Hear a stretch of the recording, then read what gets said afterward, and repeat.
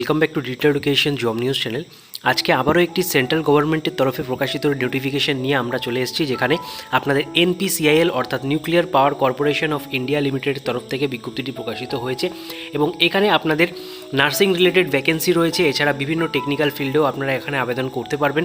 এর জন্য আপনাদের কী কী শিক্ষাগত যোগ্যতার প্রয়োজন, কী কী ডিটেলস সম্পূর্ণটাই জানাবো। তবে তার আগে বলে রাখি, আপনারা যারা চ্যানেলটি প্রথমবার ভিজিট করছেন অবশ্যই চ্যানেলটিকে সাবস্ক্রাইব করে রাখুন। তার পাশাপাশি আমাদের টেলিগ্রাম গ্রুপে যুক্ত হয়ে যান, সেখানে আপনারা নিত্য নতুন জব আপডেট কিন্তু পেয়ে যাবেন।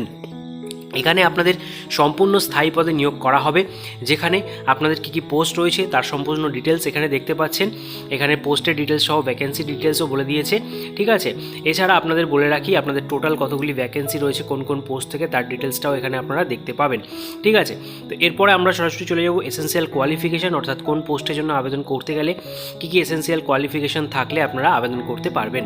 তো প্রথম পোস্ট রয়েছে scientific assistant grade B post. এখানে আপনাদের ডিপ্লোমা ইন ইঞ্জিনিয়ারিং চাওয়া হয়েছে 3 ইয়ার্সের ডিউরেশনে, যেখানে আফটার এসএসসি অর্থাৎ মাধ্যমিক বা এইচএসের পর আপনারা কিন্তু এখানে ডিপ্লোমা যেটা কমপ্লিট করেছেন তাহলে আপনারা আবেদন করতে পারবেন। সেটা civil, electrical, instrumentation, electronics, mechanical এই সমস্ত উপরে থাকলেই আপনারা কিন্তু এখানে আবেদনযোগ্য, যেখানে 60% মার্কস কিন্তু অবশ্যই থাকতে হবে।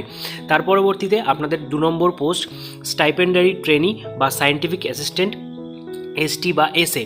এখানেও আপনাদের ডিপ্লোমা চাওয়া হয়েছে, যেখানে অবশ্যই 60% থাকলে আপনারা আবেদন করতে পারছেন। 3 ইয়ার্সের যে ডিপ্লোমা কোর্স রয়েছে ইলেকট্রিক্যাল, মেকানিক্যাল, ইনস্ট্রুমেন্টেশন, ইলেকট্রনিক্সের উপর, তাহলে আপনারা এখানে আবেদন করতে পারবেন, ঠিক আছে।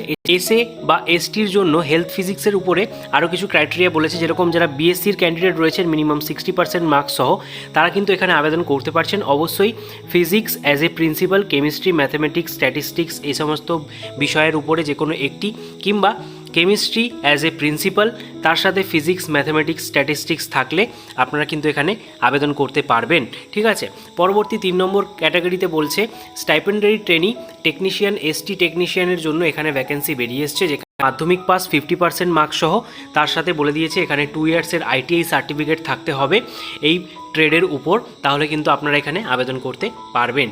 পরবর্তীতে 4 নম্বরে স্টাইপেন্ডারি ট্রেনি টেকনিশিয়ান, এসটি টেকনিশিয়ানের জন্য ভ্যাকেন্সি বেরিয়ে এসছে অপারেটর ডিপার্টমেন্টে, যেখানে এইচএস তার সাথে আপনাদের অবশ্যই 50% মার্কস চাওয়া হয়েছে এইচএসে, সায়েন্স ব্যাকগ্রাউন্ড থেকে থাকতে হবে এইচএস, এবং অবশ্যই 10 ক্লাস অবধি ইংলিশ অ্যাজ এ সাবজেক্ট হিসাবে কিন্তু থাকাটা বাধ্যতামূলক। 5 নম্বর বলা হচ্ছে অ্যাসিস্ট্যান্ট গ্রেড 1 পোস্টের জন্য, যেখানে এইচআর, এফএ, সিএনএমএম এই সমস্ত ডিপার্টমেন্টে নিয়োগ করা হবে, যেখানে যে কোনো শাখায় যদি আপনারা ব্যাচেলার্স ডিগ্রি কমপ্লিট করে থাকেন 50% মার্কস সহ, তাহলে কিন্তু আপনারা অবশ্যই এখানে আবেদন করতে পারবেন। রেকগনাইজ ইউনিভার্সিটি এবং ইনস্টিটিউশন থেকে এটা কমপ্লিট করা থাকতে হবে। পরবর্তীতে 6 নম্বর পোস্ট, যেখানে নার্সের জন্য ভ্যাকেন্সি বেরিয়ে এসছে। এখানে আপনারা আবেদন করতে পারবেন এইচএস পাস, তার সাথে ডিপ্লোমা ইন জেনারেল নার্সিং মিডওয়াইফি অর্থাৎ জিএনএম প্রার্থীরা এখানে আবেদন করতে পারছেন। 3 ইয়ার্সের কোর্স, তার সাথে অবশ্যই ভ্যালিড রেজিস্ট্রেশন সার্টিফিকেট থাকতে হবে, সেটা আইএনসি কিংবা স্টেট নার্সিং কাউন্সিলের হলেই কিন্তু এখানে আবেদন করা যাচ্ছে। আরও ক্রাইটেরিয়া বলেছে বিএসসি নার্সিংয়ের ক্যান্ডিডেটরাও এলিজেবল, তার সাথে নার্সিং এ সার্টিফিকেট থাকতে হবে, 3 ইয়ার্সের এক্সপিরিয়েন্স সহ যে কোনো হসপিটালে, কিংবা নার্সিং অ্যাসিস্ট্যান্ট ক্লাস 3 বা অ্যাবভ আর্ম ফোর্সে যদি আপনাদের এক্সপিরিয়েন্স থেকে থাকে তাহলেও আপনারা এখানে এলিজেবল, ঠিক আছে। অবশ্যই কিন্তু রেজিস্ট্রেশনটা বাধ্যতামূলক। 7 নম্বর পোস্ট বলা হচ্ছে টেকনিশিয়ান, এক্স রে টেকনিশিয়ান হিসাবে আপনাদের নিয়োগ করা হবে, যেখানে অবশ্যই এইচএসে সায়েন্স স্ট্রিম নিয়ে 60% মার্কস সহ আপনাদের 1 ইয়ারের অভিজ্ঞতা থাকতে হবে, radiography, X ray technique trade certificate থাকতে হবে, 2 ইয়ার্সের রিলেভেন্ট পোস্ট কোয়ালিফিকেশান এক্সপিরিয়েন্স সহ, তবেই কিন্তু এই টেকনিশিয়ান পোস্টের জন্য আপনারা এলিজেবল হবেন, ঠিক আছে। তো এই 7টি ডিপার্টমেন্টে আপনাদের এখানে সম্পূর্ণ স্থায়ী পদে নিয়োগ করা হচ্ছে। এর জন্য আপনাদের কী কী সিলেকশন ক্রাইটেরিয়া রয়েছে সেটা আমি বলছি। তার আগে এখানে দেখে নিন আপনাদের পে লেভেল, অর্থাৎ আপনাদের স্যালারি কত টাকা দেওয়া হবে সেই ডিটেলস এখানে উল্লেখ করে দিয়েছে। নার্সের জন্য লেভেল 7 অনুযায়ী আপনারা কিন্তু যেখানে যে বেসিকটা পাচ্ছেন সেটা হচ্ছে 44,900 টাকা, তার সাথে ডিএ পাবেন 23,797 টাকা, টোটাল আপনাদের স্যালারি হচ্ছে 68,697 টাকা মতো। পরবর্তীতে সায়েন্টিফিক অ্যাসিস্ট্যান্ট গ্রুপ বি পোস্টের জন্য লেভেল 6 অনুযায়ী আপনারা টোটাল বেতন পাবেন 54,162 টাকা, যেখানে ডিএ 18,762 এবং পে ম্যাট্রিক্স রয়েছে 35,400 টাকা মতো। এছাড়া অ্যাসিস্ট্যান্ট গ্রেড 1 এবং টেকনিশিয়ান পোস্টের জন্য লেভেল 4 অনুযায়ী আপনাদের টোটাল বেতন হচ্ছে 39,000 টাকা, যেখানে 13,515 টাকা আপনারা ডিএ এবং 25,500 টাকা পাবেন পে ম্যাট্রিক্স। ঠিক আছে, এই হচ্ছে আপনাদের স্যালারি স্ট্রাকচার। এছাড়া আপনাদের বাদবাকি যে পোস্ট রয়েছে সেই পোস্টগুলিরও এখানে কিন্তু স্যালারি ডিটেলস বলে দিয়েছে, এটা আপনারা পজ করে দেখে নিতে পারেন। ঠিক আছে, তো এরপর আমরা সরাসরি চলে যাব আপনাদের যে সিলেকশন প্রসিডিওর রয়েছে সেই প্রসিডিওরের দিকে। তো এখানে আপনারা সিলেকশন প্রসিডিওরটা দেখতে পাচ্ছেন, পোস্ট ওয়াইজ সম্পূর্ণ সিলেকশন প্রসিডিওরের লিস্ট করে দিয়েছে। তো এখানে 1 নম্বর থেকে 3 নম্বর পর্যন্ত যে পোস্টগুলি রয়েছে সেখানে কিন্তু অনলাইন এক্সাম এবং পার্সোনাল ইন্টারভিউ হচ্ছে, যেখানে অনলাইন এক্সামে প্রিলিমিনারি টেস্ট এবং অ্যাডভান্স টেস্টও থাকছে।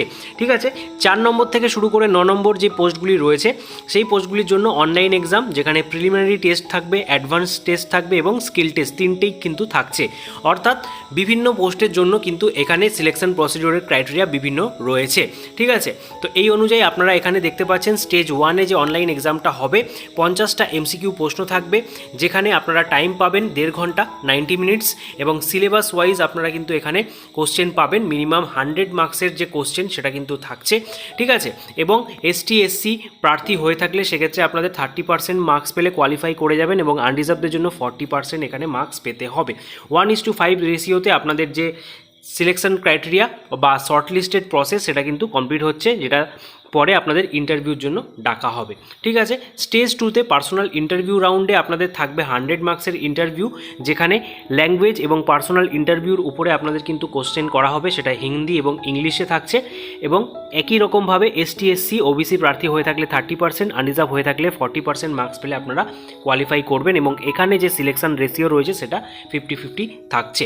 ঠিক আছে, একই রকমভাবে বাদবাকি পোস্টের জন্য এখানে সম্পূর্ণ যে সিলেকশন ক্রাইটেরিয়া রয়েছে সেটা আপনারা এখানে দেখতে পাচ্ছেন, যে অনলাইন টেস্টের প্রিলিমিনারি এক্সামে কী কী কোশ্চেন থাকছে এবং তার জন্য ডিউরেশন কত পাচ্ছেন। এছাড়া স্টেজ 2-তে অর্থাৎ অ্যাডভান্স টেস্টের জন্য আপনারা কত মিনিট সময় পাবেন, কোন কোন বিষয় থেকে প্রশ্ন আসবে, সিলেবাস কী কী রিলেটেড হতে চলেছে, সম্পূর্ণ ডিটেলস কিন্তু এখানে দেওয়া রয়েছে।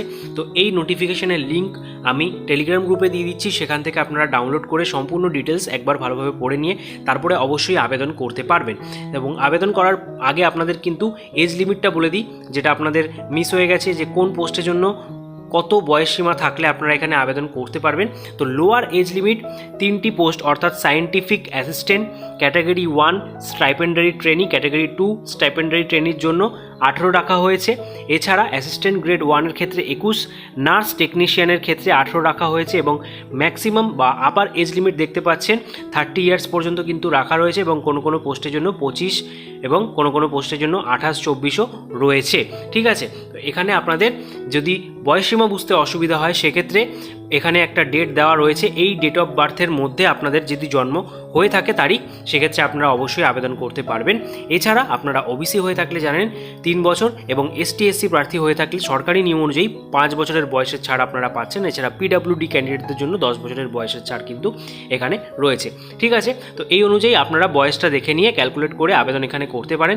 এবং এই রিলেটেড যদি কোনো রকম তথ্য আরও জানার থাকে অবশ্যই অফিসিয়াল ওয়েবসাইট ভিজিট করতে হবে, তাছাড়া আমাদের কমেন্ট বক্সে আপনারা কমেন্ট করে জানাতে পারেন।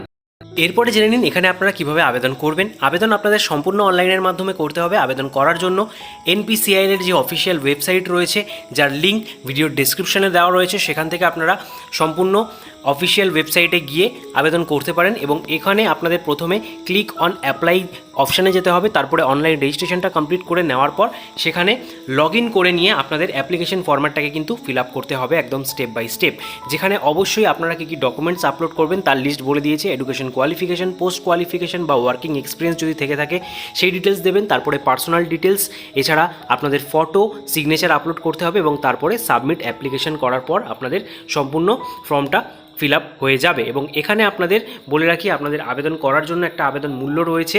Scientific assistant grade B category 1 nurse পোস্টের জন্য 150 টাকা, এছাড়া ক্যাটাগরি 2 এবং assistant grade 1 assistant grade technician C এর জন্য আপনাদের 100 টাকা আবেদন মূল্য ধার্য করা হয়েছে।